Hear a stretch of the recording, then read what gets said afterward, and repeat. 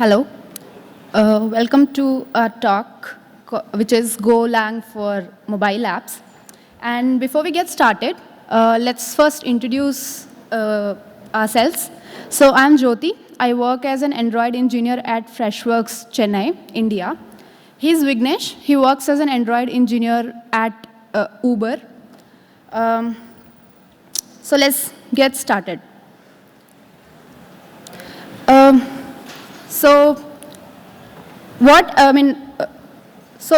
First of all, I want to know how many of you have used Golang and how many of you have, already used Golang for mobile, or you know that it can be used for mobile. Just a quick poll. Okay. It's a small number, so I think a lot of us will learn something new out of here for sure. So when we talk about cross-platform development, what happens is like we already know there are a lot of frameworks available, say Flutter, Xamarin, and a couple of other things. But then I believe there's something else which exists, and that's called Golang.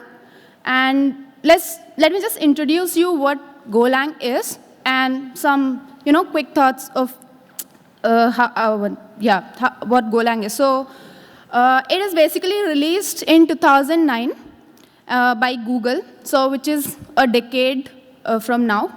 And these words are literally true. This is one of the cleanest language, which is available now. Statically typed and compiled. It is not really very close to JavaScript. All the data type checks happens at the compile time. And it is known for its concurrency primitives, namely routines and channels. So routines is something which analogy is very similar to Kotlin coroutines, and it is basically used to run the task independently and potentially in parallel, whereas channels are the constructs which are basically used to make these coroutines communicate together. And since this particular language really is strong at its concurrency primitives, it can be used for making backend services, microservices, where you have to handle a lot of requests concurrently, probably millions. So I think it works really well with those kind of applications. But why mobile apps? So basically, so in this conference, most of us have come from the background where we're supposed to, build mobile apps. So if you have agreed to all the previous points, then I'll just want to introduce like how we can use this particular language to make the mobile apps. So every time there's talk of, cross-platform development, there are mainly two ways we can think of making the app. Either we make the whole app, including the UI and the business logic and everything, in something like common, or the second approach, where we just pick the business logic, which can be shared across the platforms, and write only that part into common. And we have tried out the second approach, where we have an app in production ready, where the business logic was written in common, and both iOS and Android worked as a client, which was to be served by this particular business logic, which is somewhere written in common. So let's see some of the tools which can be used to get this done. Yeah, I think we would have all agreed on how good Go as a language is, and it'll be really interesting to know how we could leverage those principles to developing mobile applications. So this is the tool literally which is going to help us achieve this. So it's pretty simple. You write code in Go, you use this tool, and you just get mobile apps out of it. So let's understand first what this tool really does, and why do we need this tool to write mobile apps in Go? So what this does is, this gives us a executable or a binary, basically a tool chain, which enables us to run commands and generate bindings. So as we talked, there are two approaches to do this. If you want an end-to-end app written in Go, you could use the first command, which is nothing but GoMobile build.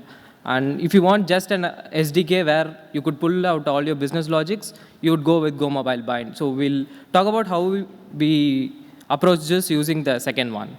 And what it does, as you know, you could write packages and modules in any languages. So what this command does, it takes Go package as an input and generate equivalent bindings for your target languages, which is Android or iOS in this case.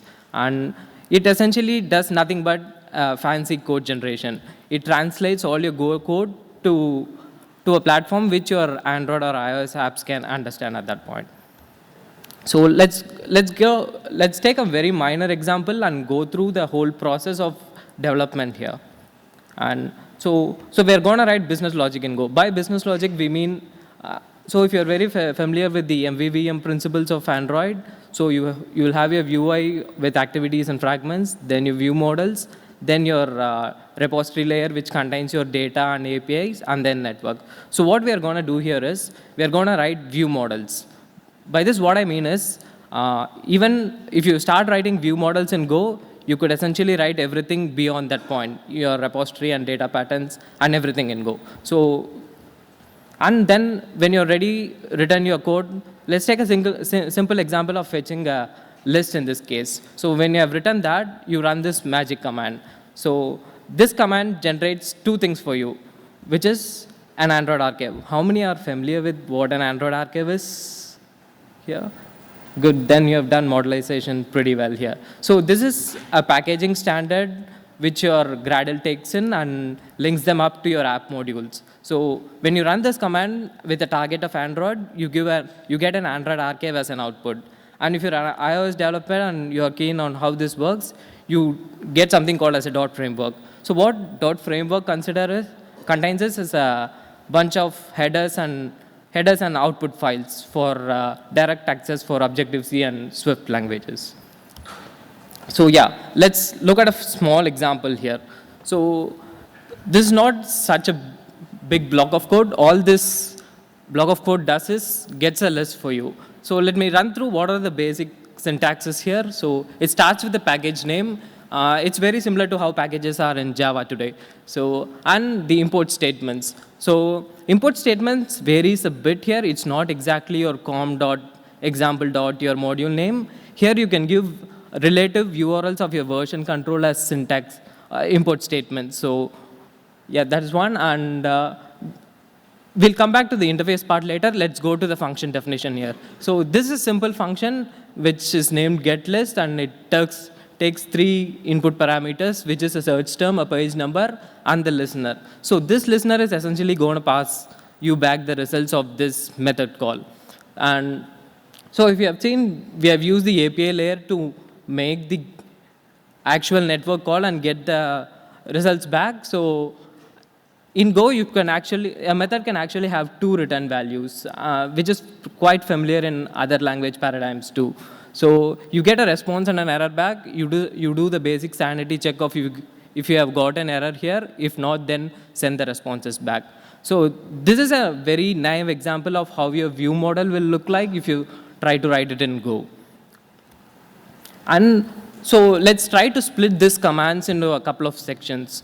The GoMobile command is actually a binary executable. It takes in a bunch of parameters to run the toolchain. And we use bind here because we are very much interested in getting just our business logic or an SDK. So target is one of the mandatory flags to run for this toolchain. So your target must be specifically Android or iOS here. You could have a bunch of other things as optional parameters too. Say you want your Android archive to be of a specific name, you could give it a package name, or if you need it to be of a specific class path, you could give those. There are a bunch of options you can append to these commands, but this is the bare minimum which is needed to get an output here. So what does the AR actually contain? So it contains a sequence of packages. The most interested one will be the sample we created. We had a package name called sample in Go, and it has generated something very similar for us here. So it contains a sample.class, which is a representation of the methods and other interfaces there, and it contains also a bunch of JNI libraries. I think you might get a clue of what's going to happen here or what really is inside this AR. So if you just decode what the sample.class contains, it is just this. Only, I think the native keyword here sort of gives you a hint of how this is explored. So this really means that it needs the NDK or the native code support to access Go commands or Go libraries from here. Yeah, so let's talk about foreign code support. So what has happened till now is I gave in my Go code to GoMobile, and it has generated some things for me. Something is foreign, something is supported. So let's just see where do we draw the line.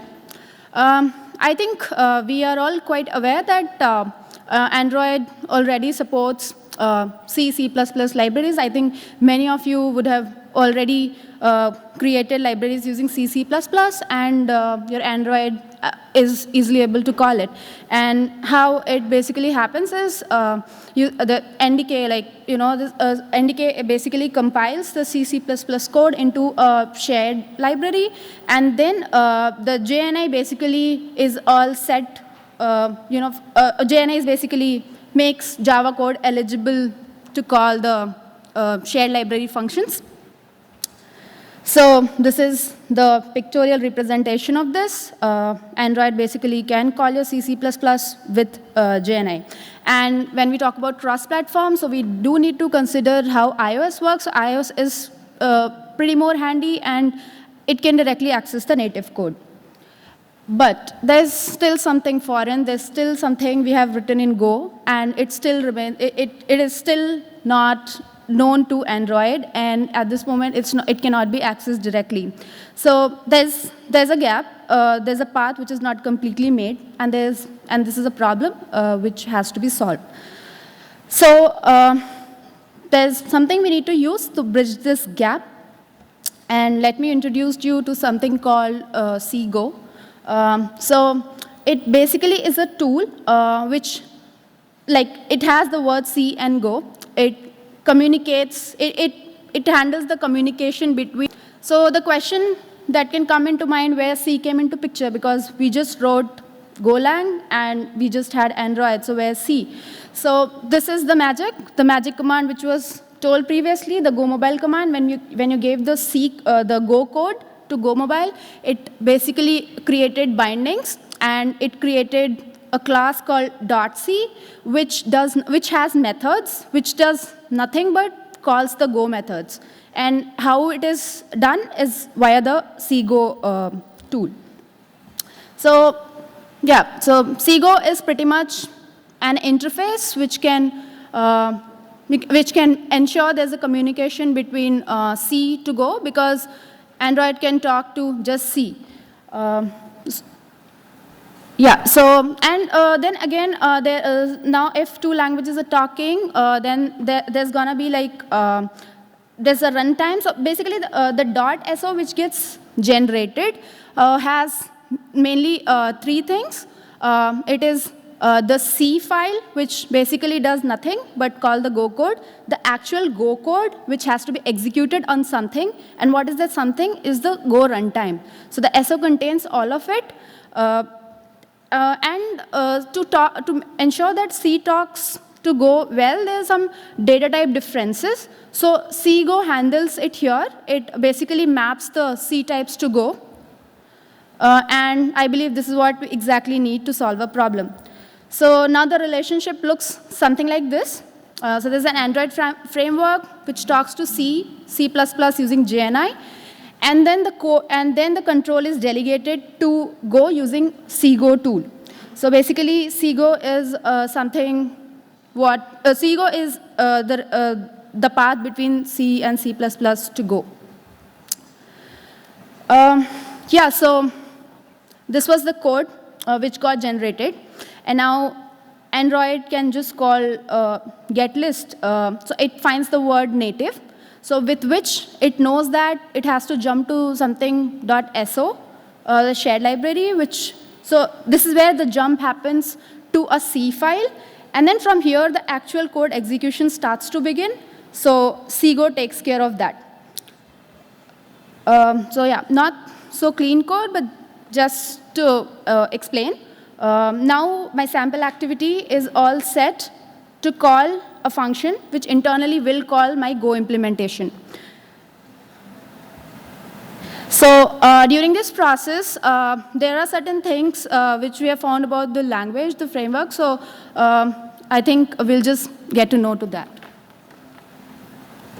Yeah, as we saw that we have a couple of apps in production which is actually quite successful. Here are a bit of findings that we have done throughout the process of adopting this framework and learning it by the way.